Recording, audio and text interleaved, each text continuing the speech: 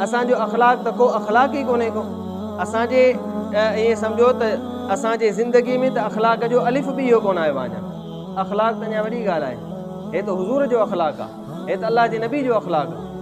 नबी मुकरम सल्लल्लाहु अलैहि वसल्लम जन उन जे लाइ दुआ घुरी हज़रत सुराका जे लाइ, ऐं दुआ घुरण खां पोइ रुगो दुआ घुरी छॾे न ॾिनऊं, बल्कि फरमायो सुराका मां अॼु मुहम्मद मुस्तफ़ा पेशन गोई करे छॾियां थो त उहो वक़्तु ईंदो जो सुराका तुंहिंजे इन्हनि ॿाहुनि जे अंदरि ओ ईरान जेको केसर ऐं किसरा जा वॾा वॾा जेके बादशाह आहिनि, जॾहिं इस्लाम जी दौलत उते पहुचंदी, इस्लामी सल्तनत पहुचंदी, उतां जा बादशाहनि जा जेके कंगण आहिनि सुराका तुंहिंजे हथनि में ईंदा, सुराका तुंहिंजे हथनि में पवंदा।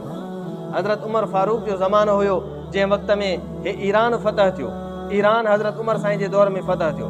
जॾहिं ईरान फतह थियो उन वक़्त में ईरान जो माले गनीमत जॾहिं मदीने पहुतो त हज़रत उमर फारूक उहे जेके कंगण हुया सोन जा घुराए साम्हूं हथनि में खणी ऐं फरमायो अॼु मुंहिंजे दोस्त हज़रत सुराका खे सर कयो जो हुज़ूर जे ज़ुबान मां लफ़्ज़ निकितल आहिनि त ओ किसरा जा जेके कंगण आहिनि इहे सुराका जे हथनि में पवंदा।